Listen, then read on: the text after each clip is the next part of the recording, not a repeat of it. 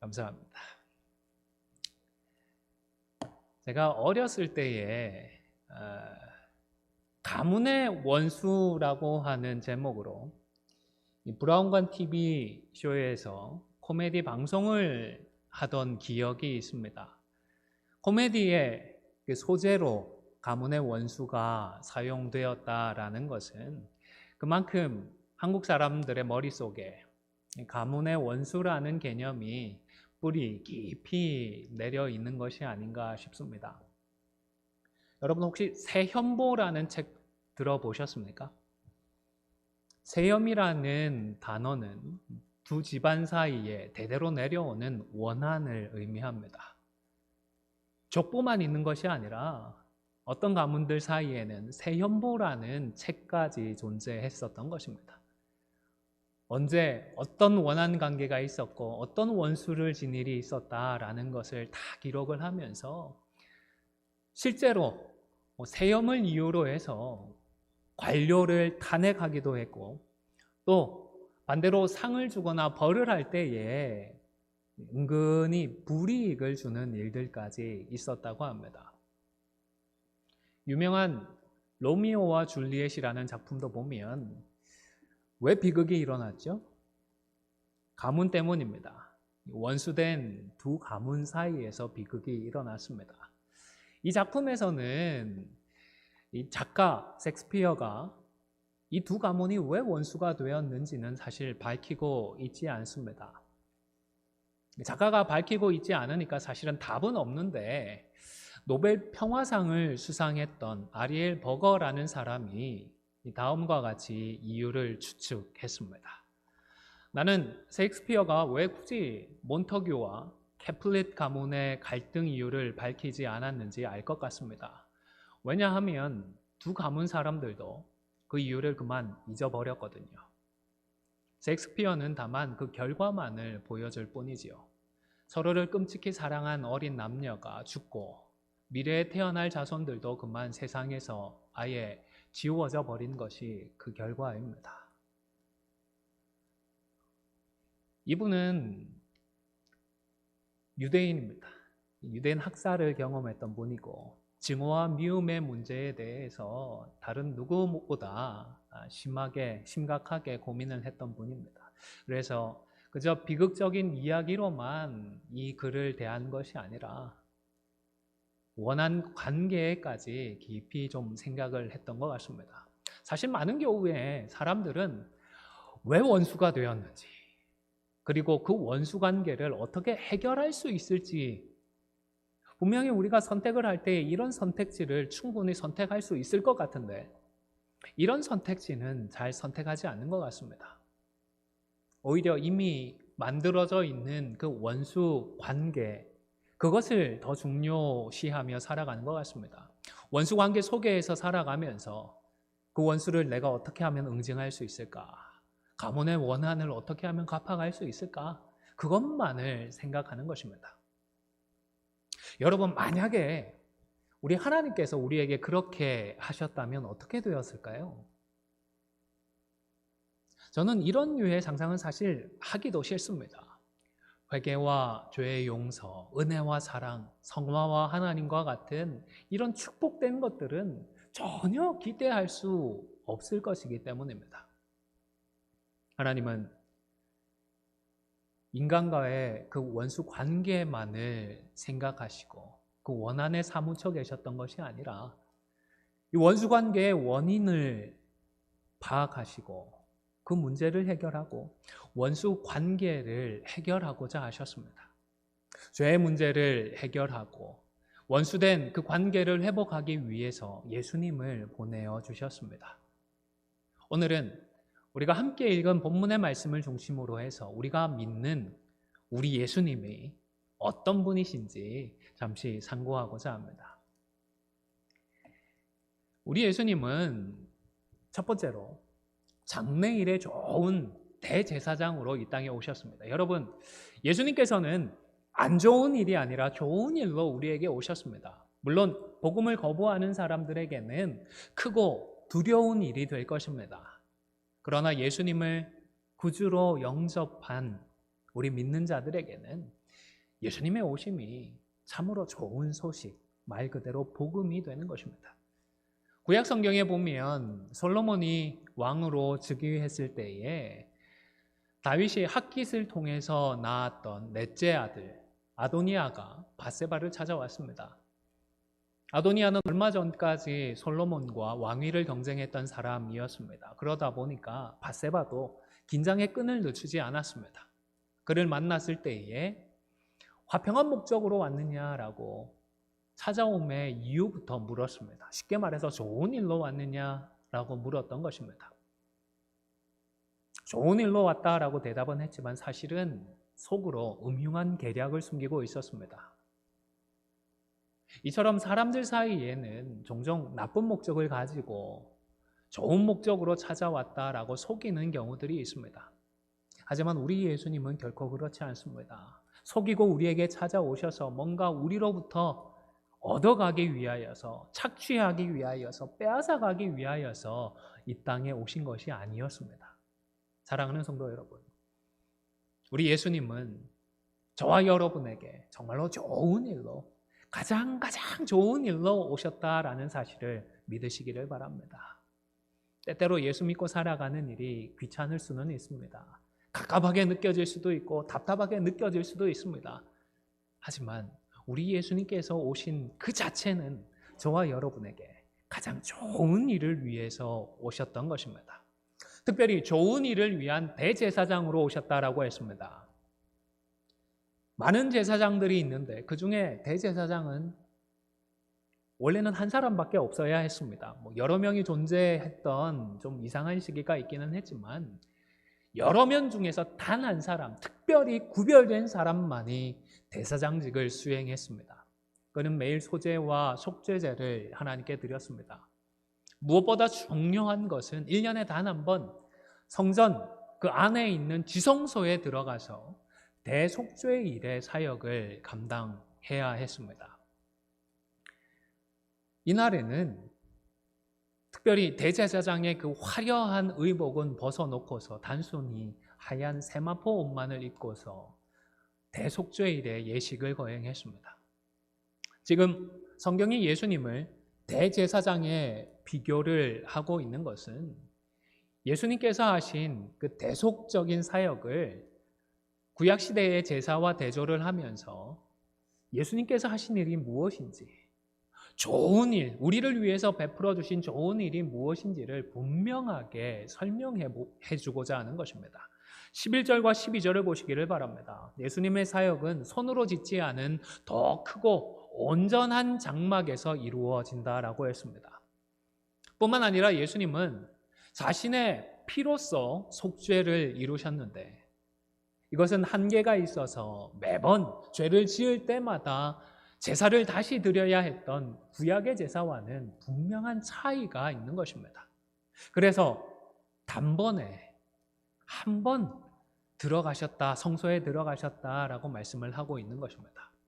정리를 하면 예수님은 자기의 피를 가지고서 직접 그 피의 제사를 한 번만으로 해결하신 특별한, 너무나도 특별한 대제사장이신 것입니다.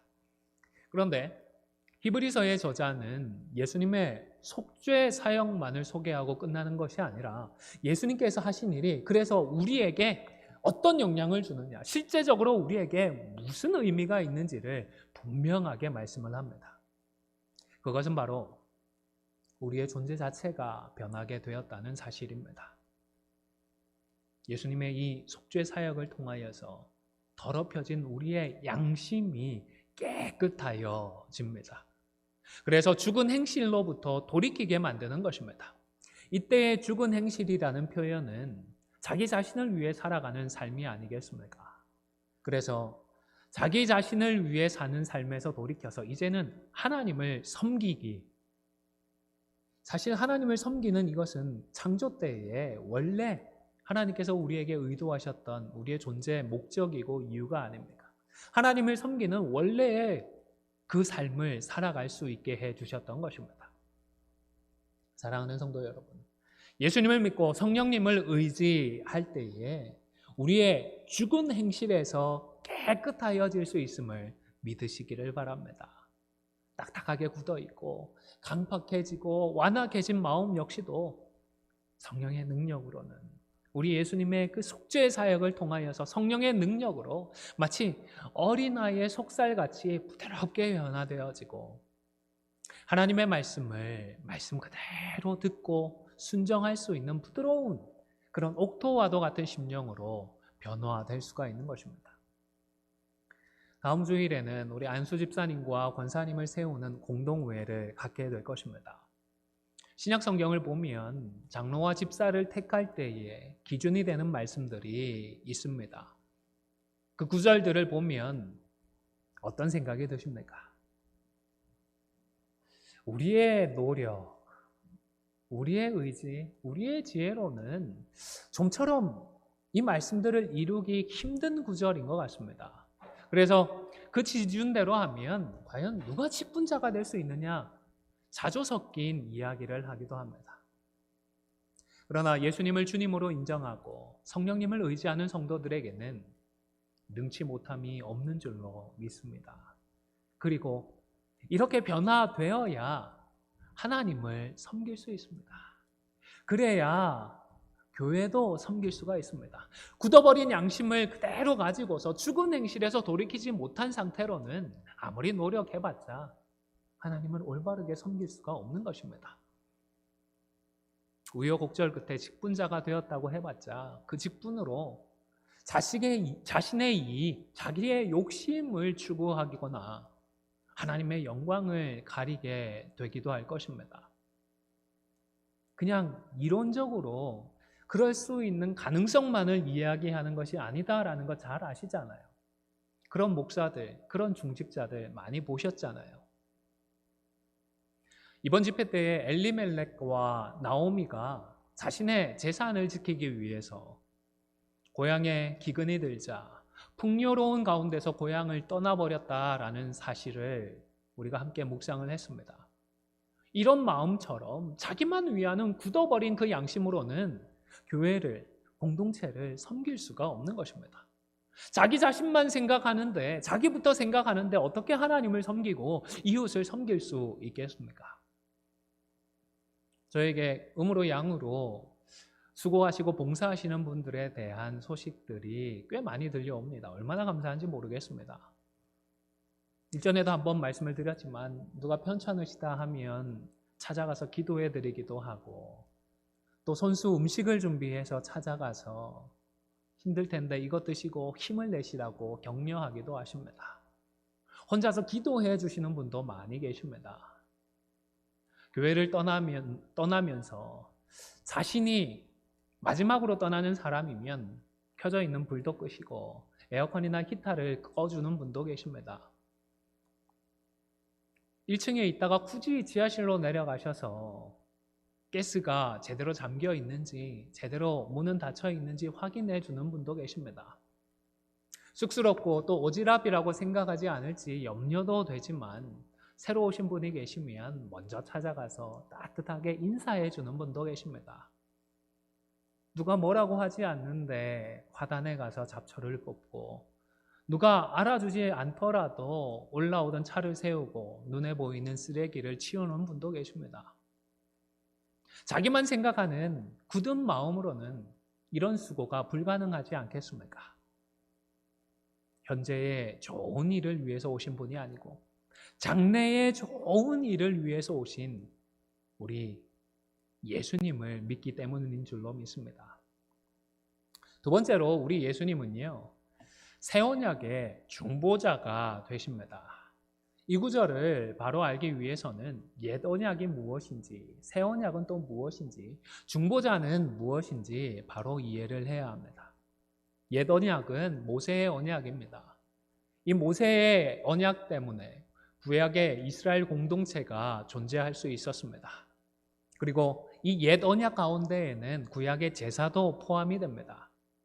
그런데 문제는요, 이스라엘 백성들이 이 옛 언약을 완전히 지키지 못했다라는 사실입니다. 피의 언약을 맺었는데 이 언약을 제대로 지키지 못했습니다. 여러분, 피의 언약이라고 하는 것은 오늘날 우리가 흔히 하는 약속, 밥 한번 같이 먹자 했다라고 사정이 안 돼서 다음에 하지 할 수 있는 그런 성질의 것이 아닙니다. 계약서를 맺었습니다. 계약을 깨뜨렸습니다. 그래서 걸었던 계약금 정도를 떼이고 끝나는 이런 정도의 계약도 아닙니다. 서두에서 언급했던 가문의 원수나 세형육과 오히려 가까운 개념입니다. 이 피의 언약을 맺었다면 목숨을 걸고서 지켜야 하는 무겁고도 신성한 약속인 것입니다. 한 책에 보니까요, 19세기 아프리카에서 언약을 어기면 어떤 일이 벌어졌는지를 연구해서 기록으로 남긴 기록이 있었습니다. 어떻게 되었을까요?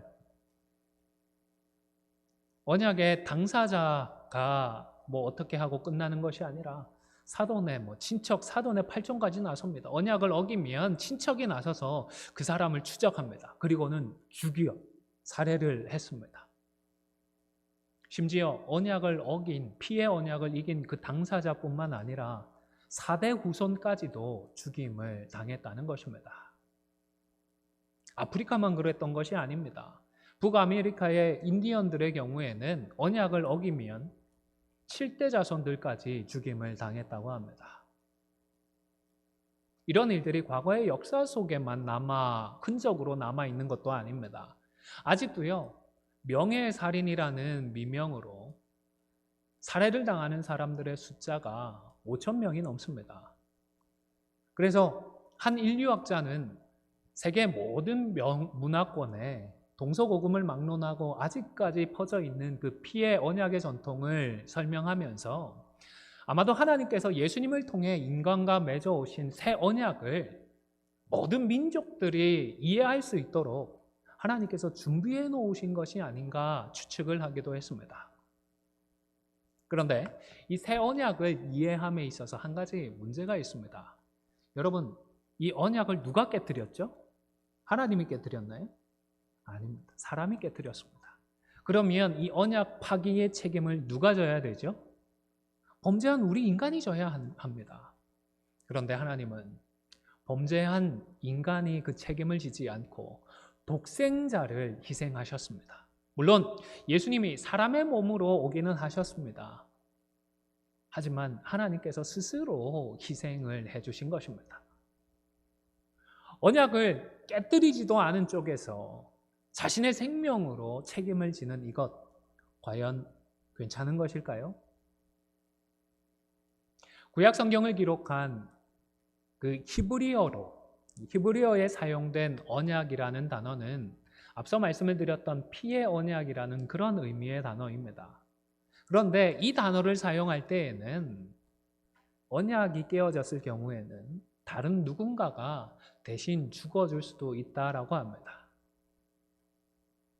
하나님께서 대신 책임져 줄 수 있다라는 것입니다. 그런데 여기에서 또 다른 문제가 보여집니다. 여러분, 예수님을 십자가에 못 박았던 유대인들, 그리고 로마 군인들, 예수님을 십자가에 못 박았을 때에 제사를 드린다라는 생각을 한 사람이라도 했었나요? 아무도 제사의 개념으로 예수님을 십자가에 못 박지는 않았던 것입니다. 2000년 전 그날에 언약을 깨뜨린 인간을 속죄하기 위하여서 하나님께 제사를 드린다라는 생각으로 십자가를 생각했던 사람은 예수님을 제외하고는 단 한 사람도 없었던 것입니다. 한 책을 읽다가 이 문제에 대해서 좀 고민을 하기 시작했는데요. 아무도 제사를 드린다라는 생각으로 예수님을 십자가에 못 박지 않았는데 이것이 어떻게 피의 제사가 될 수 있는 것일까요? 속죄 제사를 드린 사람이 없는데 희생 제물이 되셨던 예수님만 제사라고 생각을 하셨다고 해서 과연 이것이 속죄 제사일 수가 있는 것일까요? 그래서 지금 히브리서의 저자는 굳이 헬라어 언약이라는 단어와 히브리어 언약이라는 두 개의 단어를 가지고서 설명을 하고 있는 것입니다. 헬라어 언약이라는 단어의 경우에는 유언이라는 의미가 있기 때문입니다. 마치 유언처럼 언약을 체결한 하나님께서 이 땅에 오셔서 죽기만 하시면 언약은 바로 효력을 발휘한다는 것입니다. 그래서 히브리서의 기자는 예수님을 새 언약의 중보자다라고 소개를 합니다. 직접 언약의 효력을 발생시킬 수 있을 뿐만 아니라 언약을 성취하신다는 것입니다. 성경을 기록할 때에 하나님께서 성경의 저자들을 통하여서 어떤 단어를 선택하도록 하셨는지 참 하나님께서 세세하게 간섭하셨다라는 생각을 하면서 감탄하지 않을 수가 없습니다. 그런데 여러분, 한 가지만 더 생각해 보시기를 바랍니다. 하나님, 인신제사를 좋아하시나요? 미워하시나요? 사람의 몸으로 제사를 드리는 것 하나님께서 인정하신 적이 있었나요? 단 한 번도 없었습니다. 가증한 것으로 여기시고 완전히 금지하셨습니다. 그런데 십자가는요? 십자가도 인신제사이지 않습니까? 사람의 몸을 제물로 삼아 드린 제사이지 않습니까?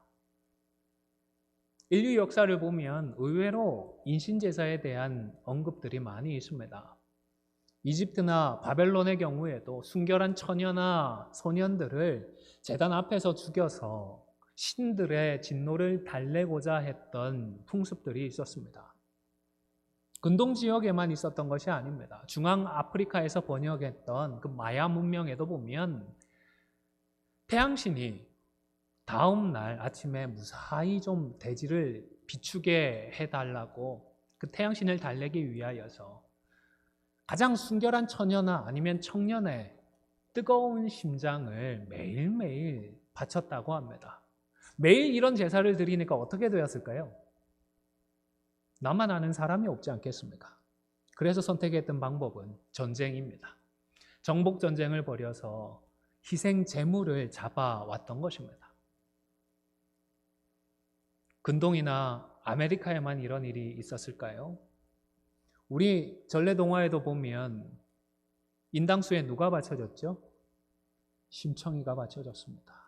인신제사의 하나의 또 다른 양상인 것입니다. 그러나 죄에 대해서 진노하시는 크고 두려우신 하나님께 불쌍하고 가여운 예수라는 청년을 인신제사로 드렸던 것이 아닙니다. 이 인신제사를 통하여서 하나님을 달래고 얼레고자 했던 것이 아닙니다. 이 땅에 사람으로 오신 우리 예수님께서 대신 책임을 지고 죄값을 감당해 주셨던 것입니다. 직접 화해를 시켜주셨던 것입니다. 그래서 여기서만큼은 언약의 희생제물로서 예수님을 소개하는 것이 아니라 언약의, 새 언약의 중보자로서 소개를 하고 있는 것입니다. 사랑하는 성도 여러분, 우리는 중보자이신 예수님의 피로서 사함을 받습니다. 언제나 우리 예수님의 보혈의 공로를 의지하시기를 바랍니다. 마지막 세 번째로, 예수님은 구원에 이르게 하기 위하여서 죄와 상관없이 다시 나타나실 것입니다. 지금 우리 개역 개정 번역이 원어 성경의 참 의미를 조금 살리는데 부족함이 있는 것 같습니다. 공동 번역의 내용을 제가 읽어 드리도록 하겠습니다. 화면을 보시면서 같이 한번 읽어 보실까요? 시작. 그리스도께서도 단 한 번 당신 자신을 제물로 바치셨습니다. 그러나 많은 사람의 죄를 없애주셨고 다시 나타나실 때에는 인간의 죄 때문에 다시 희생제물이 되시는 일이 없이 당신을 갈망하고 있는 사람들에게 구원을 가져다 주실 것입니다. 죄 없이라고 번역되어 있는 내용은 인간의 죄 때문에 다시 희생제물이 되실 일이 없이 오셔서 구원을 완성해 주신다라는 그런 의미인 것입니다. 구약시대의 대제사장은 대속죄일에 지성소에 들어갔습니다. 사람들의 속죄를 위함이었습니다. 그런데 대제사장이신 예수님이 우리의 구원의 완전한 성취를 위해서 다시 오시는 것입니다. 그때에는 성화를 거쳐서 영화에 이르는 구원의 모든 측면들을, 모든 과정들을 다 이루어 주실 것입니다. 이때 예수님은 우리의 죄 때문에 다시 희생제물이 되지도 않을 것입니다. 2000년 전에 그 한 번의 십자가만으로 충분하기 때문입니다. 그런데 여러분, 성경을 읽다 보면 참 많이 죄를 지적하잖아요. 자연스럽게 우리 교회도 죄에 대해서 많이 경계를 합니다. 그 이유는 무엇일까요? 규정이 너무 어렵고 법이 너무 과중해서 지키지 못하는 그것도 아닙니다. 아담과 하와의 경우를 생각해 보시기를 바랍니다. 물론 타락하기 이전이었지만 이 두 사람은 죄의 유혹이 너무너무 커서 너무 죄의 유혹이 강렬해서 어쩔 수 없이 죄를 지었던 것일까요? 아니지 않습니까? 사실은 죄를 안 짓는 것이 더 쉬웠을 것입니다. 왜요? 다른 거는 다 해도 되는데 단 하나만 하지 않으면 되었기 때문입니다. 구약의 율법도 그 규정들은 지키려고 하면 힘은 들어도 어느 정도 지켜갈 수가 있었을 것입니다. 그런데 진짜 문제는 도덕법입니다. 그래서 네가 하나님을 사랑하니? 그래서 네가 이웃들을 정말로 사랑하니? 이 가장 핵심되는 질문 앞에서는 그저 모두가 머리를 숙일 수밖에 없었던 것입니다. 여러분, 죄라고 하는 것은 단순히 규정이나 법을 어기는 것이 아닙니다. 중요한 것은 그 규정을 주신 하나님에 대한 우리의 태도입니다. 하나님을 하나님으로 인정하지 않기 때문에 규정들을 무시해버리는 것입니다. 하나님을 왕으로 인정하지 않으니까 그 법도를 지키지 않는 것입니다. 하나님을 사랑하지 않는 그 모든 것이 죄인 것입니다. 하나님에 대한 태도를 바꾸지 않고서 그저 규정들만을 따지는 것을 보고서 무엇라고 얘기를 하죠? 우리는 그것을 율법적이다라고 이야기합니다. 율법적인 신앙생활에는 하나님의 은혜도 보이지 않습니다. 율법적인 신앙생활로는 하나님의 뜻을 이루지도 못합니다. 그리고 복음의 은혜가 아니라 율법적으로 살아가는 사람들을 보면 하나님께서 분명하게 가르쳐 주신 그 말씀조차도 자기 마음대로 해석을 하고 자신에게 유리하게 이용하려고 하는 것을 보게 됩니다. 사랑하는 성도 여러분, 우리는 아직 다 이룬 자들이 아닙니다. 아직도 구원에 이르러야 하는 자들입니다. 겸손하게 말씀을 듣고 말씀에 순종하시기를 바랍니다. 하나님처럼 높아져서 스스로 판단하고 비판하고 정죄하지 마십시오. 혹 아직 이르지 못한 것들이 눈에 보인다면 불쌍히 여기고 긍휼히 여겨주십시오. 자기 자신을 불쌍히 여기시고 이웃들을 긍휼히 여기십시오.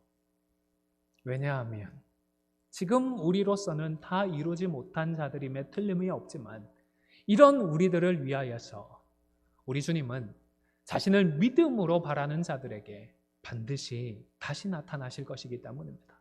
그리고 예수님께서 두 번째 나타나실 때에는 죄와 슬픔이 사라지고 의심의 구름도 거치게 될 것입니다. 왜냐하면 언제나 변함이 없으신 주님께서 영원토록 밝은 빛을 비추어 주실 것이기 때문입니다. 찬송가 64장의 그 원곡이 무엇인지는 잘 아실 것입니다. 베토벤의 교향곡 9번이지요. 베토벤이 이 곡을 특별히 이 곡 안에서 합창 대목을 작곡하고서 어울리는 가사를 찾아서 한참 고심을 했다고 합니다. 고민하던 중에 쉴러라는 사람의 환희의 송가라는 시를 선택했습니다. 원래 시의 내용은 이렇습니다. 세상의 모든 존재예요. 자연의 품속에서 환희를 마시라.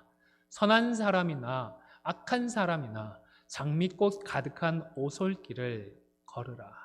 지금의 찬송가 밑에 빨갛게 나와 있는 내용과는 사뭇 다른 내용입니다. 세상이 주는 환희를 마시라고 권하지만 사실은 세상이 주는 환희는 참된 행복일 수가 없지 않습니까? 베토벤이 이 곡을 발표한 3년 뒤에 그는 그만 술을 너무 많이 마셔서 간이 손상되어서 침상에 누워 지내다가 초라하게 죽고 말았습니다. 베토벤이 죽고 80년 정도가 지났습니다. 프린스턴 대학의 영문과 교수이자 목사였던 헨리 다이크가 버크셔 산맥이라는 웅장한 산맥을 바라보다가 하나님을 향한 기쁨으로 충만하게 되었습니다. 인생 최고의 환희는 하나님께서 주신다라는 사실을 다시 한번 확인을 하면서 그때의 감동을 시로 기록을 했습니다. 그리고는 그 시를 이 베토벤의 합창 노래에 가사로 붙여서 부르도록 했던 것입니다. 그래서 원래의 가사 대신에 진정한 환희의 찬송가로 재탄생을 하게 되었던 것입니다. 사랑하는 성도 여러분, 예수님은 다른 누군가의 하나님이 아니라 바로 우리의 예수님이십니다. 그리고 우리 예수님은 반드시 다시 오십니다. 다시 오셔서 우리를 구원에 이르게 하실 것입니다. 이 세상은 악인도 의인도 구별하지 않으려고 합니다. 그저 모든 사람들에게 즐거운 장미꽃 가득한 오솔길을 걸어갈 수 있다라고 속삭일 수도 있습니다. 그러나 다시 오실 우리 주님께서는, 우리 예수님께서는 믿음의 자녀들에게만 참된 구원의 환희를 허락해 주실 것입니다. 우리 예수님께서 저와 여러분에게 주실 그 구원의 환희를 소망하고 학수고대하며 살아가는 우리 모두가 다 되시기를 주님의 이름으로 축원을 드립니다.